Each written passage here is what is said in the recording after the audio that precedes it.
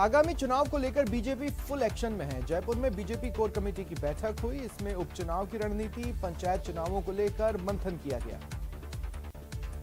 बैठक में पूर्व सीएम वसुंधरा राजे भी शामिल हुई। बता दें, इससे पहले बीजेपी अध्यक्ष सतीश पूनिया वसुंधरा राजे से मुलाकात करने पहुंचे थे और इस दौरान उन्होंने निहारिका राजे की तबीयत का हाल जाना था।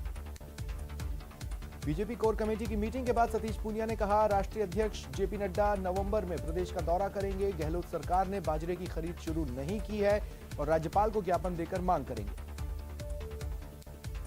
सतीश पूनिया ने कहा, रीट में धांधली से युवा परेशान है। बीजेपी युवा मोर्चा 4 अक्टूबर को प्रदर्शन करेगा। उन्होंने आगे कहा, उपचुनाव के लिए बड़े नेता फील्ड में जाएंगे।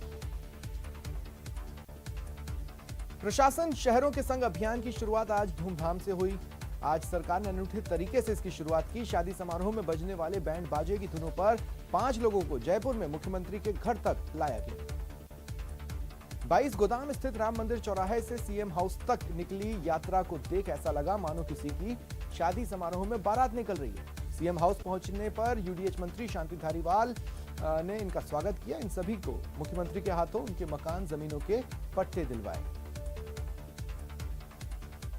और इस मौके पर सीएम अशोक गहलोत ने कहा, कांग्रेस सरकार राजस्थान में पूरे 5 साल चलेगी। 2023 का रण भी जीतेंगे। उन्होंने विपक्ष पर प्रहार करते हुए कहा, एंटी इनकम्बेंसी जैसे कोई हालात नहीं है प्रदेश में। रीट परीक्षा रद्द करने की बीजेपी की मांग को शिक्षा मंत्री गोविंद सिंह डोटासरा ने ठुकरा दिया। कहा, अगर बीजेपी के पास कोई सबूत है तो बताएं, सिर्फ आरोप लगाने से काम नहीं चलेगा। केंद्रीय मंत्री अश्विनी वैष्णव रेल मंत्रालय का प्रभार संभालने के बाद पहली बार अपने घर जोधपुर पहुंचे। उन्होंने अपने माता पिता का आशीर्वाद लिया। वो अपनी मां से मिलकर भावुक हो गए।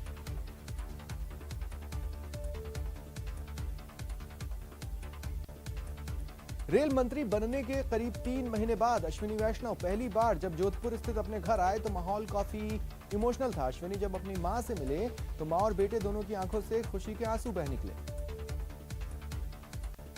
इससे पहले एयरपोर्ट पर सांसद पीपी चौधरी, पूर्व महापौर घनश्याम ओझा, महापौर विनीता सेठ के साथ बीजेपी पदाधिकारियों और कार्यकर्ताओं ने अश्विनी वैष्णव का स्वागत किया।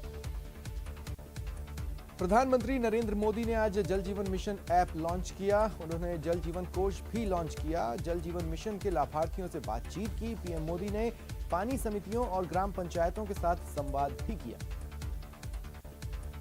गांधी जयंती पर प्रधानमंत्री नरेंद्र मोदी ने ग्रामीणों से संवाद किया। जयपुर के मंडा भोपावास के ग्रामीणों से भी उन्होंने संवाद किया। ग्राम मंडा भोपावास में प्रशासनिक अधिकारियों का जमावड़ा लगा रहा।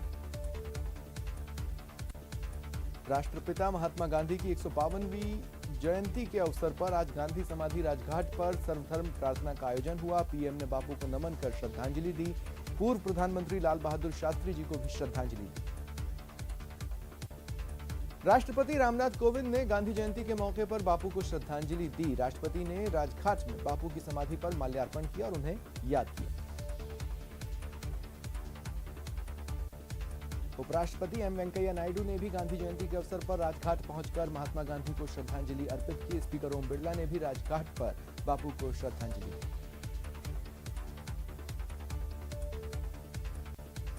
राजघाट जाकर कांग्रेस की अंतरिम अध्यक्ष सोनिया गांधी के अलावा राहुल गांधी, दिल्ली के CM Arvind Kejriwal, deputy CM Manish Sisodia ने राष्ट्रपिता महात्मा गांधी को श्रद्धांजलि अर्पित की।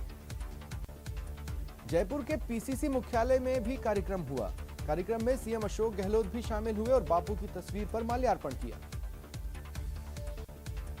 पंजाब हरियाणा में किसानों के प्रदर्शन के बाद सरकार को आखिरकार धान खरीद की तारीख को बदलना पड़ा। अब दोनों राज्यों में 3 अक्टूबर से धान खरीद की शुरुआत हो जाएगी। श्रीगंगानगर के घड़साना में सिंचाई पानी की मांग को लेकर हजारों किसान डटे हैं। इन किसानों का सुबह से ही घड़साना एसडीएम कार्यालय का घेराव जारी है। किसानों ने एसडीएम ऑफिस के गेट पर ताला भी जड़ दिया। इस दौरान किसान पुलिस आमने सामने आ गई। एलएसी पर बढ़ते तनाव के बीच भारत ने भी कमर कस ली है। भारत ने पहली बार लद्दाख से सटी सीमा पर K9 वज्र तोपें तैनात की है। ये सेल्फ प्रोपेल्ड हॉवित्जर तोप 50 किलोमीटर दूर तक लक्ष्य पर निशाना साधने में सक्षम है। Army chief general Manoj Mukund Naravane का भी बयान आया। उन्होंने कहा, हमने चीन से निपटने के लिए लद्दाख से सटे बॉर्डर इलाकों पर इंफ्रास्ट्रक्चर और डेवलपमेंट तेज कर दिया है। आर्मी चीफ ने कहा, हाल ही में बॉर्डर से सटे इलाकों में चीन ने सैनिकों की तैनाती बढ़ाई है। चीन ने पूर्वी लद्दाख और उत्तरी कमांड के अलावा पूर्वी कमांड पर भी बड़ी तादाद में सैनिक तैनात किए हैं। लद्दाख के उपराज्यपाल आर.के. माथुर ने लेह में दुनिया के सबसे बड़े खादी राष्ट्रीय ध्वज का उद्घाटन कर उसे लगाया। इस दौरान सेना प्रमुख जनरल एम.एम. नरवणे भी मौजूद रहे। जयपुर में आज झमाझम बारिश हुई।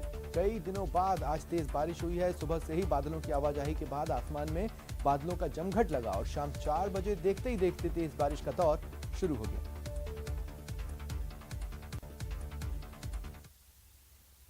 और अब बात